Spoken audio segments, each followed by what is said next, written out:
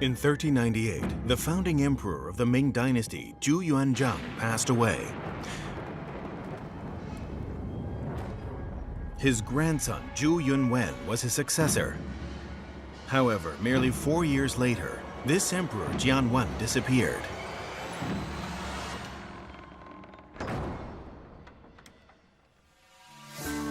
For over 500 years, news of his whereabouts never ceased. It was his uncle, Zhu Di, Emperor Yan, who usurped the throne.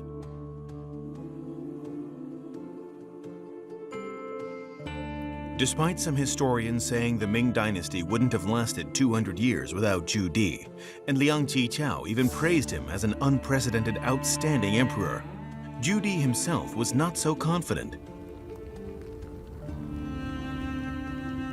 As the son of a concubine, and with the name of usurper on his back, he had to ensure his position as emperor was stable.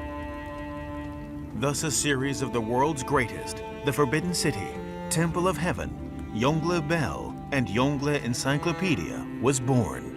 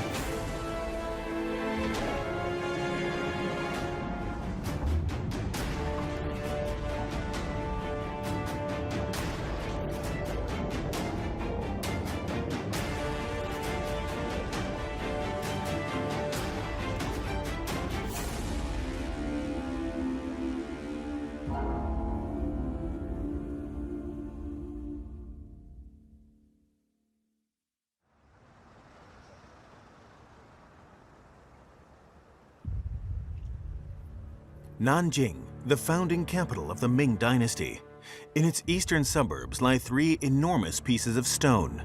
It's the stele in Yangshan Quarry. If they were upright, they would be a 70 meters tall stele that would be a staple in civilization. Unfortunately, those who came later called it something even 100,000 camels couldn't pull up. Even to this day, this enormous 300-ton stele is impossible to move. Zhu Di originally planned to erect this stele for his predecessor Zhu Yuanzhang, so as to declare to the world the fidelity of his rightful successor.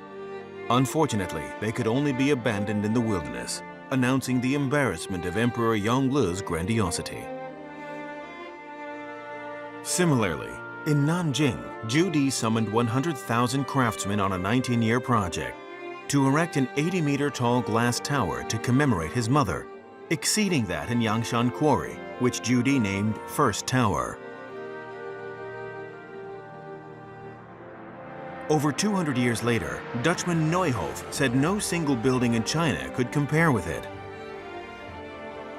Even Hans Christian Andersen, master of fairy tales, who had never been to China, mentioned this porcelain tower covered by large porcelain bricks and glass tiles in his work. At the time, boats sailing on Yangtze River 10 kilometers away all took this dazzling, tall tower as a beacon to Nanjing. No wonder some call it the biggest porcelain product in the Yongle era.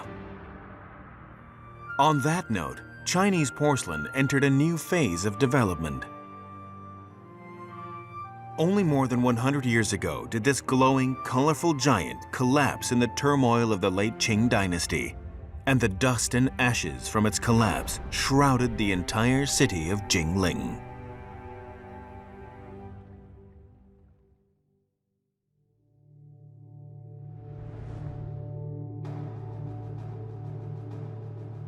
Ever since the pleasant clink of porcelain echoed through China, Almost every dynasty produced remarkable works that lasted through the ages and won utmost admiration. So did the Ming dynasty create something that could compare to the tri-colored porcelain from the Tang dynasty, the famous kilns from the Song dynasty, and the blue and white porcelain from the Yuan dynasty? Could Jingde town, the stronghold of Chinese porcelain, keep up with the rise of kaolinite and carry on the tradition to become the heaviest, yet most valuable merchandise on the Silk Road of the Sea?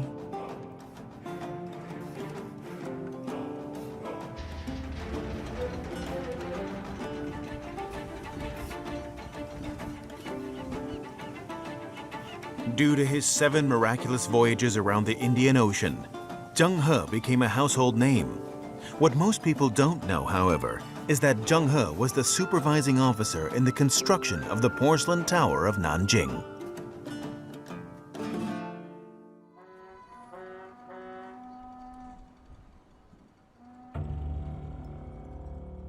This seemingly ordinary wood came from Nanjing. Upon examination, this 11-meter-long piece of wood was found to be the rudder of an ancient wooden ship. The ship was up to 150 meters in length and weighed approximately 1,500 tons, 5 times that of the Santa Maria, which Columbus sailed on and discovered the Americas with. It turned out this was a shipyard in the Ming dynasty, with 7 large docks.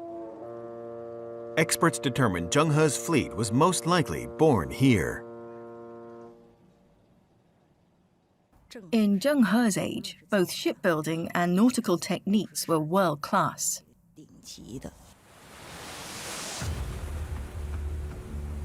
Over 500 years ago, Zheng He led a large fleet with tens of thousands of people to sail directly to West Asia and East Africa. This voyage was an act ordered by Emperor Yongle to promote his greatness and mercy. Among the goods they brought, there had to be silk, tea, and porcelain, and they would have spread to even further shores along the way.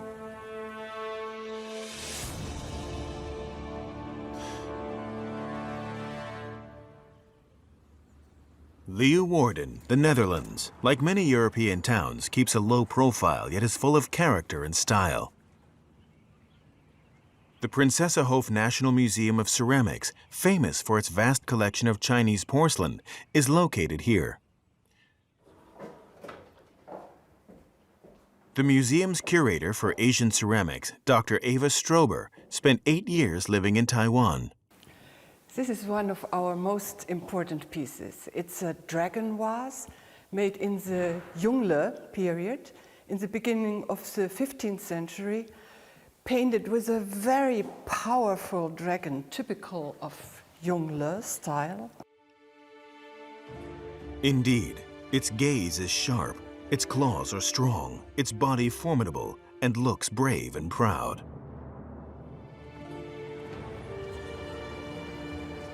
In fact, many foreign museums include a blue and white dragon-patterned porcelain vase produced in the Yongle period in their collection. These soaring Chinese dragons aptly convey the budding, rearing pride of Judi's empire. And the dragon has 3 claws. It is definitely made in Jingde for the emperor, but the dragon doesn't have 5 claws like the emperor's pieces. We can be almost sure that this vase came with Zheng He on one of his voyages to Indonesia. As a product exclusively from China, these foreign countries' desire for this amazing object from the East saw no waning despite the change in dynasties. Thus, porcelain seemed to be the most ideal symbol of demonstrating the power of the Central Kingdom. Although the luxurious light silk and fragrant tea were similarly coveted, they lacked the long-lasting steadfastness and ability to be passed on that porcelain had naturally. Zheng He's long voyages therefore took porcelain further than any other dynasty before had, infusing it with a special mission. Jingde town, in turn, became ever more important.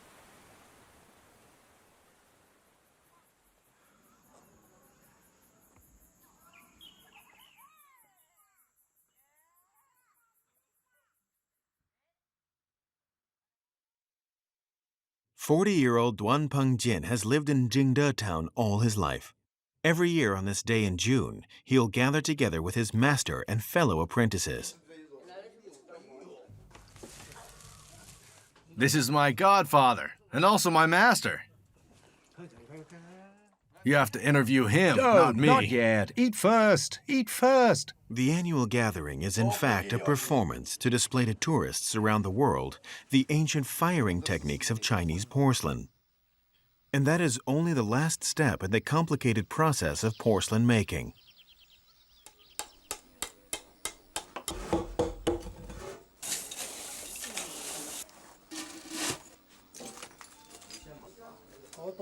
Duan Pengjin and his master will be performing at a restored calabash kiln from the Ming dynasty.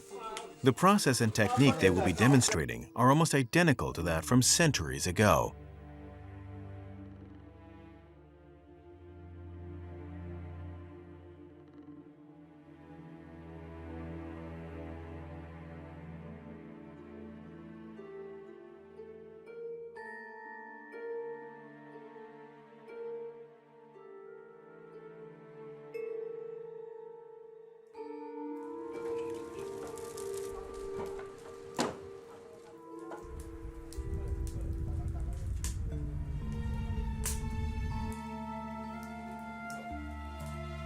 The crucial moment in this long night is here. Under the embrace of the flames, the earth undergoes intricate changes. This, perhaps, is the reason ancient Chinese porcelain is so highly sought after in the world.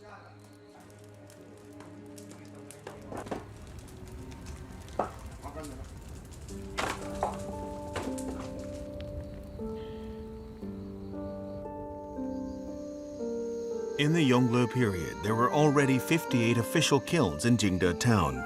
Over 10,000 workers were hired every day, and the kilns were much bigger than those in the Yuan dynasty. Despite that, porcelain was still in high demand.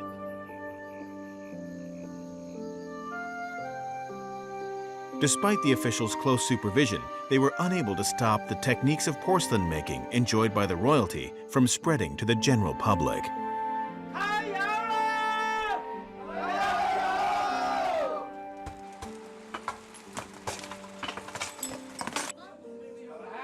Hope was hidden in these haulers as the skill was passed down through the generations. Today's tourists seem to find it hard to understand the expectations and anxiety of the kiln workers in the Ming dynasty hundreds of years ago as they fired up the kiln. Success or failure, joy or sadness, it would all be revealed when the dust settled at the blow of the hammer. Here comes the porcelain. Please move aside. Here, blue and white porcelain with underglazed red design.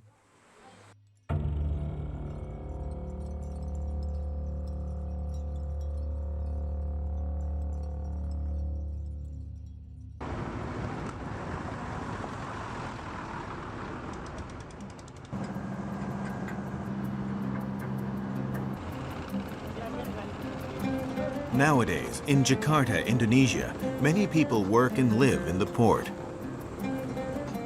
The wooden ships docked by the shore are over a century old, yet are still in use.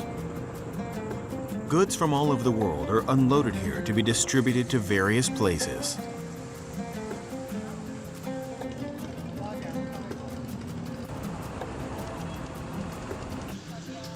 In the Ming dynasty, when a fleet of sails suddenly appeared over the horizon and hundreds of large ships came into view as if in a mirage, those along the coast in Southeast Asia must have thought they came from a heavenly fantasy. With the porcelain and various treasures that came with the ship, their imagination of this heavenly kingdom must have run wild. Thus the nobles there, in their pursuit of a glimpse of this heavenly kingdom, left behind footprints of their search in the place where Zheng He came from.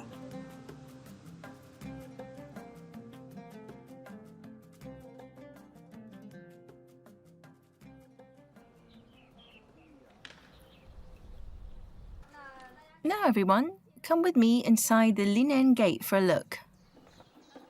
In Dezhou, Shandong, Xiaoan lives an ordinary life.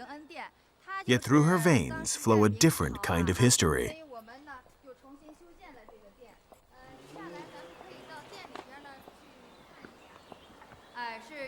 He particularly liked the outfits of Ming government officials then, and wore one such outfit to have this portrait drawn in the palace. This official outfit was given to him by Emperor Zhu Di. The man in the portrait was called Padula Patala. He was king of the East Sulu state. What's interesting is that he was Xiaoan's ancestor.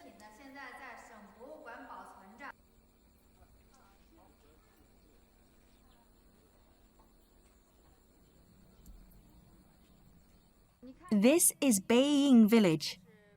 The descendants of the king of East Sulu live here.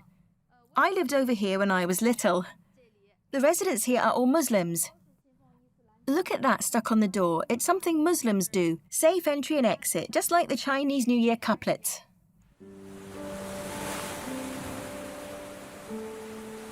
Over 600 years ago, the three kings of Sultana Sulu led an entourage of 340 people to China to pay homage. Zhu Di was delighted. His grandiose acts were finally rewarded, and he ordered for them to be warmly received. However, as the kings of Sulu returned fully loaded with gifts, the king of East Sulu unfortunately died in Dezhou, forever blending into the sacred land in his heart. Some of his relatives and servants stayed behind to guard his grave, and in the Qing dynasty, they finally became people of the Qing dynasty.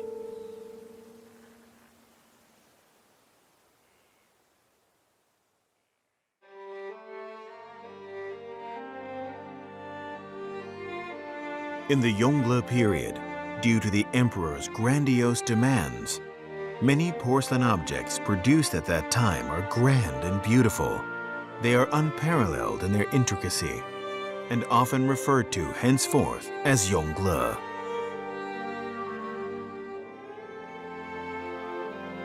Apart from Yongle blue and white porcelain, there is also Yongle sweet white glaze. It's smooth like jade and ice, soothing and sweet, all rare treasures.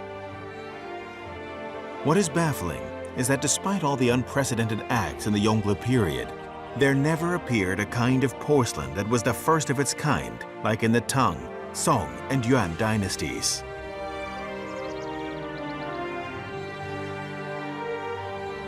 Perhaps for Zhu Di, porcelain was a mere vessel to demonstrate his generous spirit and charisma.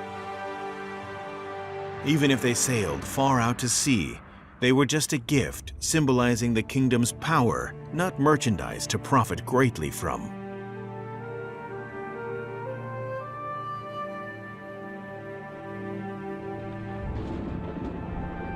In 1424, Zhu Di passed away, and the most glorious chapter of the Ming dynasty drew to a close.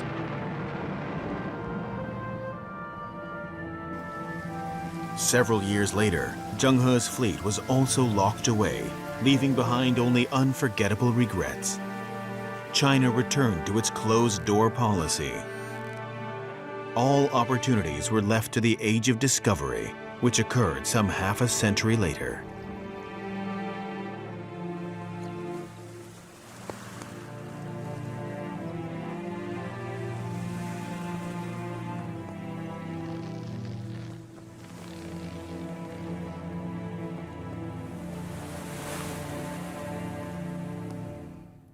Zhu Yuanzhang once issued an order that not one plank was to land on sea, that not even one plank could go out to sea. He did it to protect his kingdom. It is said that the ban on maritime trade was in place to prevent the political threats of the high sea. The ancestral ban on maritime trade meant Zheng He could only gaze out wistfully at the sea. But China eventually became the target of the world.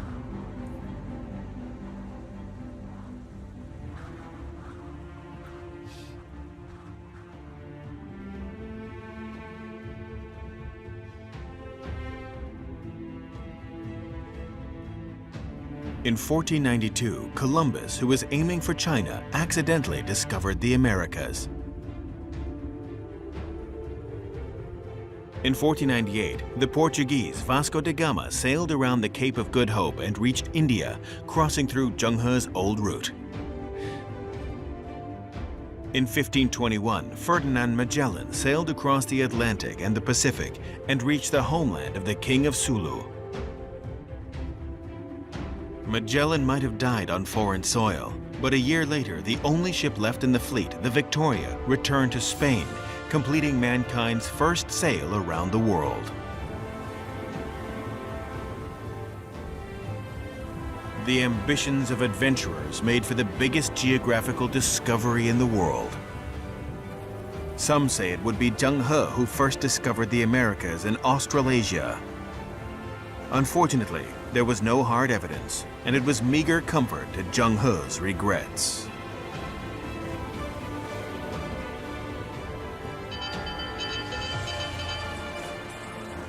In 1514, the Portuguese sailed across the tumultuous seas to land on China for the first time.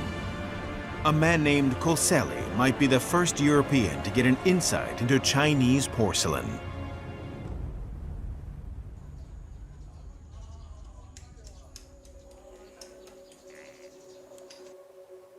At that point, Porcelain still didn't know how to refer to porcelain in Chinese, but he bought 100,000 pieces without hesitation. He seemed to have already foreseen the fortune he would make overnight.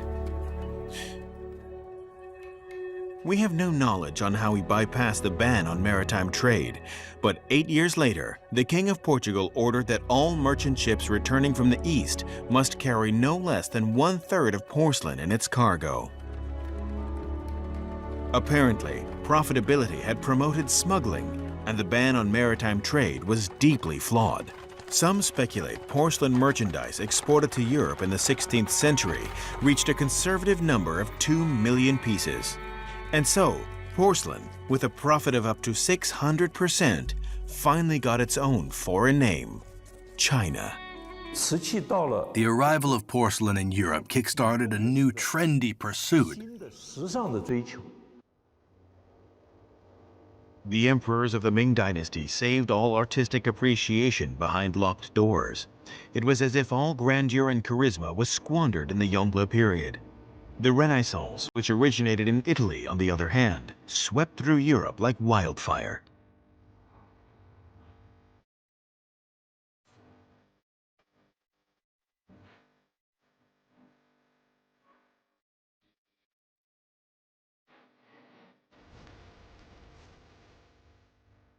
Faced with the irresistible temptations from the East, the Medici family of Florence saw its first avid lover of Chinese porcelain, Francesco de' Medici. He couldn't understand why only the Chinese could create this magical product. And thus a bold idea was born: reproduction.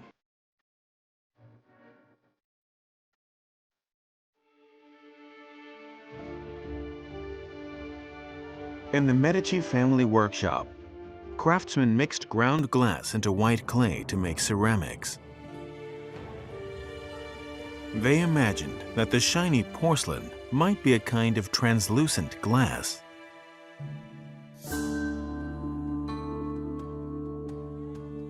However, that wasn't the secret to heaven, and they still ended up with ceramics. Looking at Jingde town's visitors today, perhaps Francesco's imitation of porcelain products wouldn't seem so strange after all.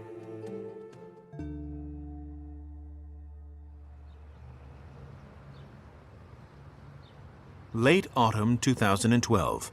Delft, the Netherlands, a small town in Europe, famous for its ceramics and porcelain.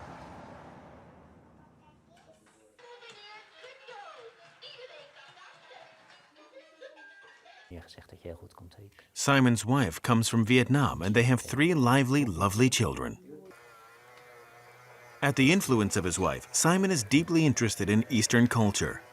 He is an important painter at the Royal Delft.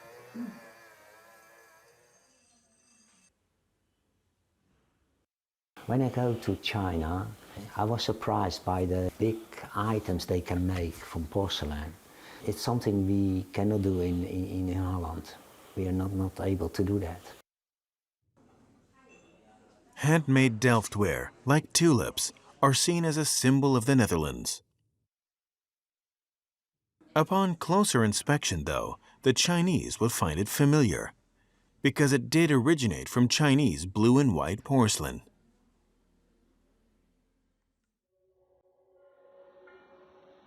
In 1567, Emperor Longqing finally succumbed to the call of lifting the ban on maritime trade. Soon afterwards, Chinese blue and white porcelain took Europe by storm. However, the lift on the ban was slow and tortuous, starting and stopping in fits like foot binding. It hardly satisfied Westerners' thirst for porcelain. Thus the Dutch resorted to buying white glaze and blue and white porcelain raw materials from China, constructing a kiln and setting up a factory in Delft to produce porcelain on their own.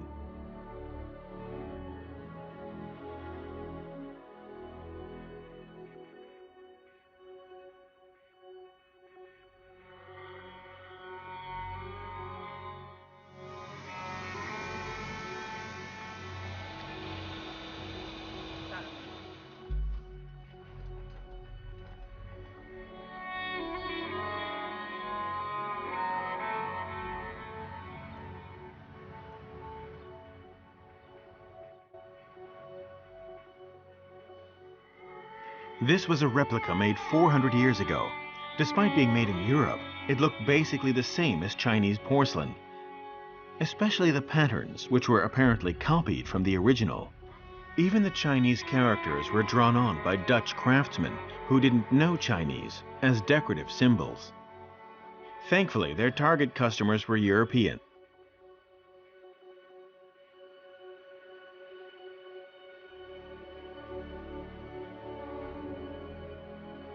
However, because the Dutch had yet to master the secret of the kiln temperature, the replicas, although similar in appearance, were fired at a lower temperature, making them essentially ceramics. The hardness and texture of these replicas were of a much lower quality than porcelain, as if they could be bitten through by even rats, hence the nickname rat-bitten porcelain.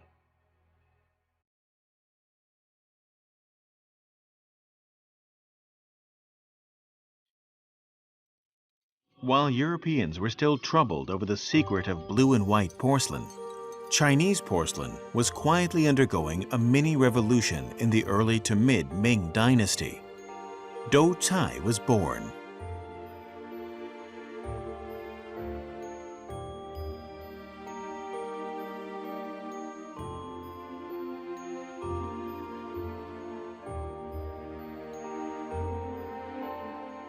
Its underglaze was still blue and white, but the overglaze was of varied colors. The plain underglaze contrasted with the colorful overglaze in a competition for attention. People often say the Chenghua period never produced any grand porcelain, yet small objects also had their unique character.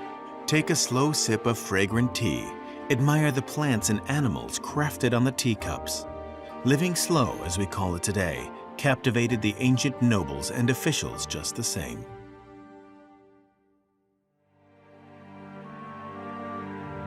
Coming to speak of it, things became somewhat complicated in the mid to late Ming dynasty. Politics was dirty at the time, halting development in all aspects. Thankfully, external threats were weak as well, and Qi Ji Guang alone took care of everything, from pirates in East Asia to defending the Great Wall in the north.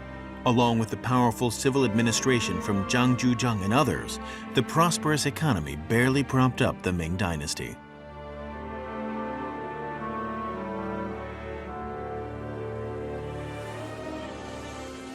Despite the lingering shadow of the ban on maritime trade, like a belt on the waist, public trade and even smuggling by sea always presented hidden turbulence.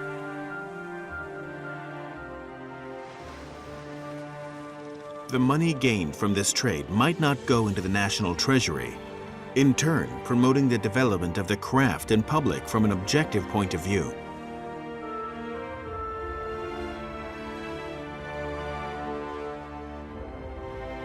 Thus, historians credited the Ming dynasty with the budding of Chinese market economy.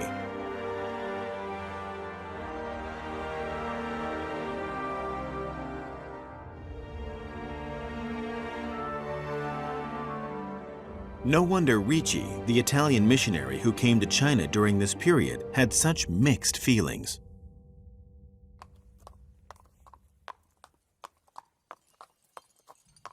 All that humans need to survive and be happy, be it clothes, food, utensils, or incredible luxuries, they are in abundant production within the territory of this kingdom. There is no need for foreign import. Thus, the people of this land do not believe in, nor do they yearn for the Garden of Eden. They already see the land they live on as paradise on earth. From his detached perspective, Ricci also saw the decadence wealthy gentlemen and scholars in this paradise on earth were succumbing to. And in this trend, it was no wonder porcelain went the way of the bizarre and the vulgar.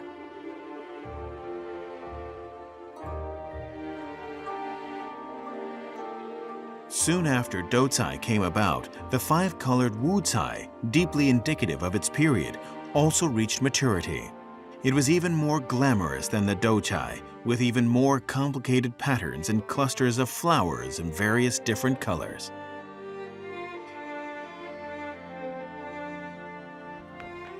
The problem is, the color of most dyes lose control under the high temperature of the kiln. Our ancestors must have come up with a solution, one that is commonplace nowadays. The solution was double firing. First, fire the greenware at high temperature in the kiln. After removal, apply wucai, then fire it again in the kiln at low temperature to complete the production process. Innovation in technology not only added more shine and color to the waning glory of the Ming dynasty, but also laid the foundation for colored porcelain and the prosperity of the Qing dynasty.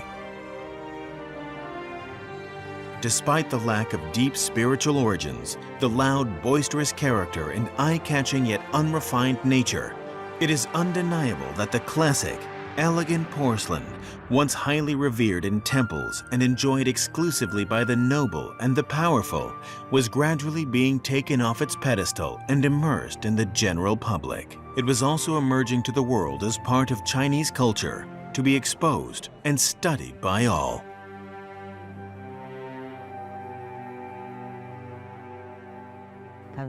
They were very surprised how advanced Chinese craftsmanship was.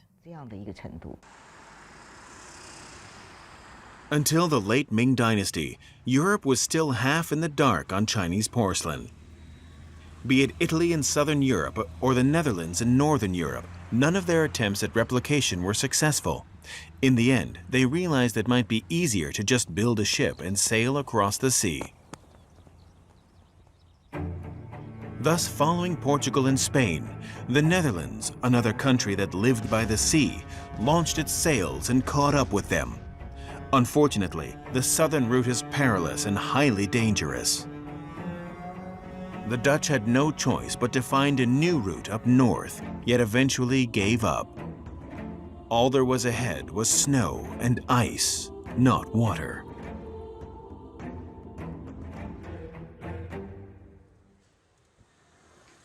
This is the University of Amsterdam in the Netherlands. 400 years ago, this building was owned by the Dutch East India Company.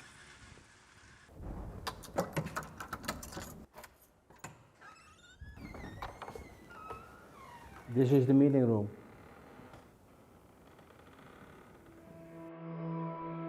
In this meeting room, the decision makers of the Dutch East India Company decided to use force to fight Portugal and Spain over the East.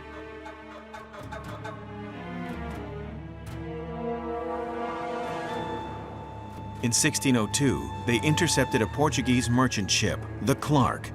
Not only was there a large amount of Chinese porcelain on the ship, they were of a unique style, and it was soon looted. The saying of Kraak porcelain thus came about.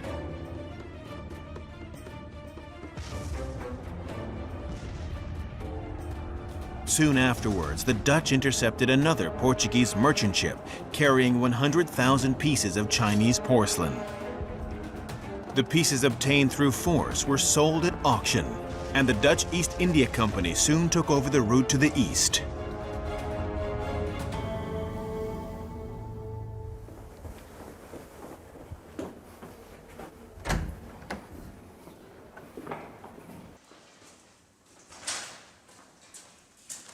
This building was used about a couple of hundred years ago by East Indies Company. But now we use this building for cycle store for the students. This may be the most valuable bicycle shed in the world. Over 400 years ago, the many treasures transported over by the many merchant ships that the Dutch built might have filled every corner here.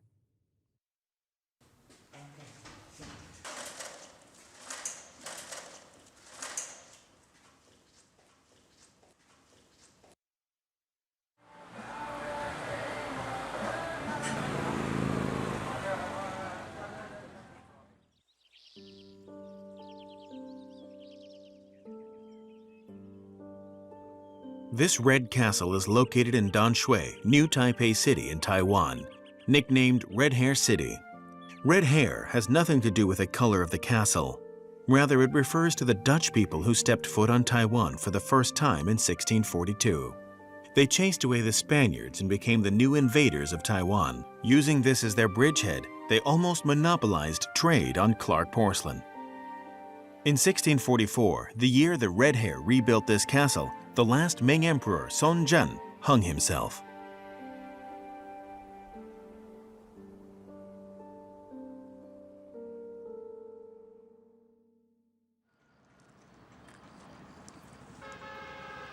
Pinghe, Fujian, located in southwest Jiangzhou, Fujian, right across the sea from Taiwan.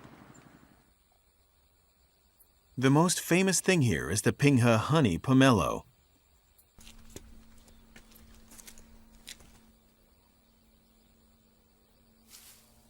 However, master pomelo farmer Wang would never imagine the soil he's standing on once produced something even more famous and profitable than honey pomelos.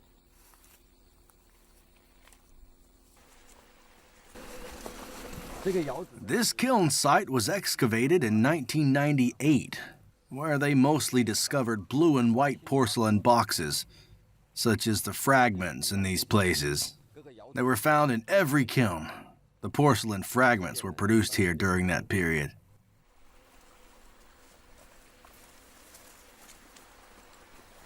For a long time, the actual location of production of Kraak porcelain remained a mystery. It wasn't until the 1990s that archaeologists discovered large amounts of Kraak porcelain fragments and up to 100 Ming kilns at this location.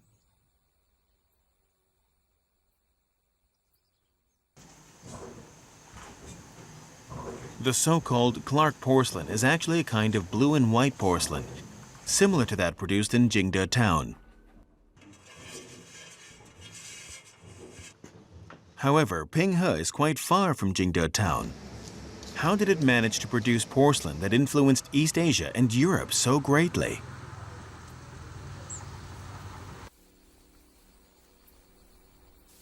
Zhu is a longtime resident in Jiufeng town, Pinghe. He holds a deeply hidden secret few people know: Jiangxi tombs. According to their saying, this land has outstanding feng shui.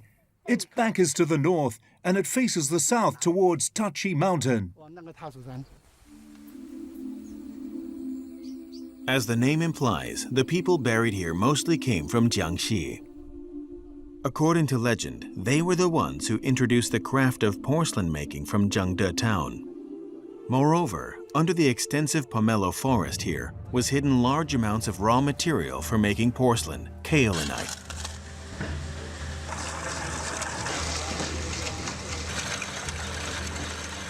With labor, skill, and raw materials, it appeared almost everything was set.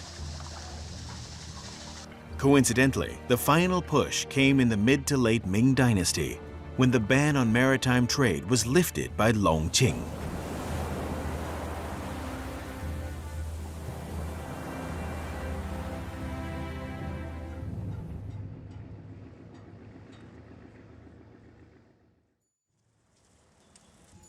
This water gate was built at the mouth of one of the branches of the Jiulong River in Jiangzhou. 60-year-old Wu spent most of his life watching the gate. It is his whole world.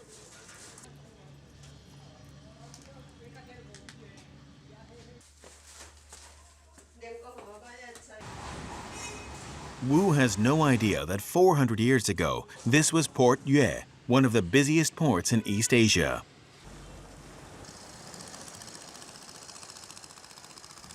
Due to the lift on maritime trade during the Longqing period, Port Yue was the only approved port open for trading in the country.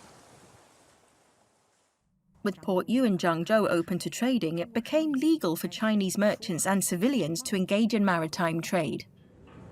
It's less than 100 kilometers from Port Yue to Pinghe.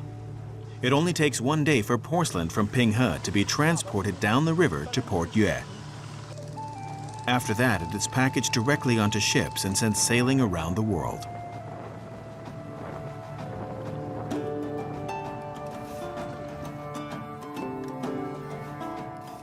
In fact, the birth of Kraak porcelain was probably decided by market orientation. Thus, when maritime trade was banned once again during the Qing dynasty, Kraak porcelain also saw its decline along with Port Yue.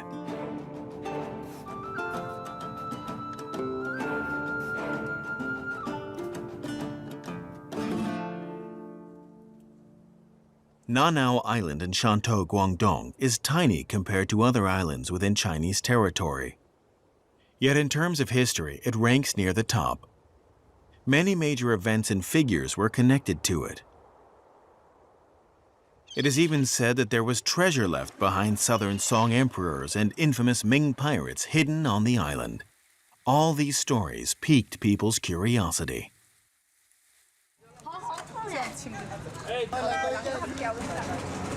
In 2007, it roused the curiosity of the entire world. Right, let's look at the latest development on the archaeological excavation at Nanao. This place, where there is most porcelain, was where the ship sank. In the middle, right cabin of the wrecked ship.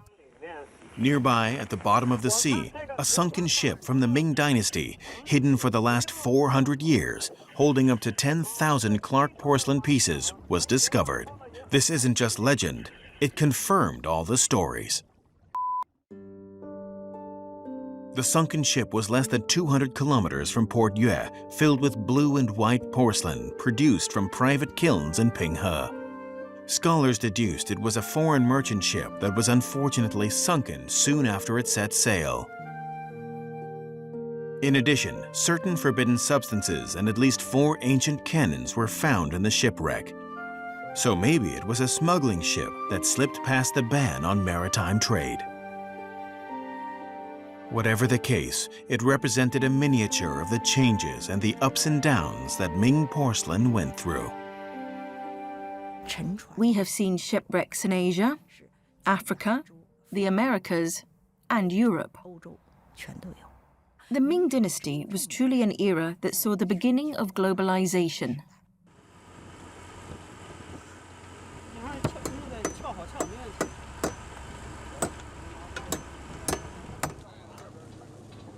This is the last day of excavation on Nanao 1 in 2012, 5 years since it was first discovered. It was excavated by the standard underwater protocol, and the square fabric frame has been constructed. Archaeology team leader Cui Yong is making a drawing of Nanao 1's appearance underwater as a conclusion to the year's work. This one here. Check this out.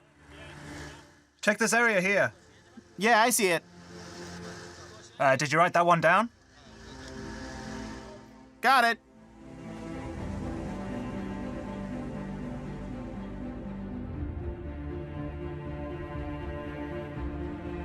Throughout the entire Ming dynasty, porcelain never seemed to have won the special favor of the royal family.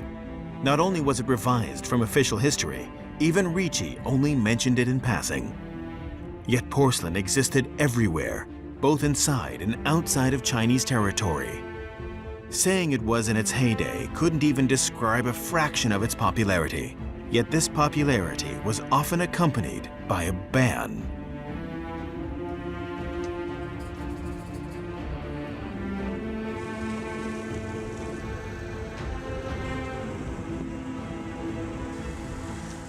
The ocean signified both hope and desire.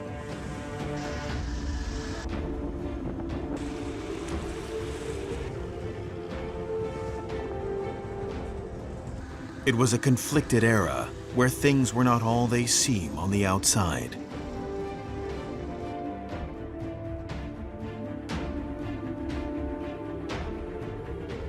Perhaps because there was only one Ju Di, or perhaps because, by chance, nature was allowed to run its course. No matter what, feudal China was entering its final age of glory. Under its constrictions, porcelain took on a path of diverse extremes as well.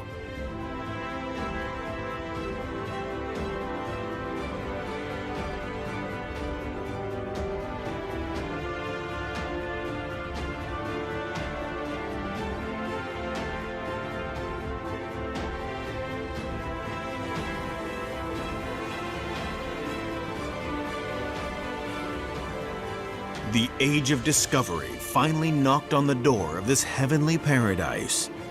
And the exclusivity of Chinese porcelain, which lasted 1,500 years, was a mystery no more.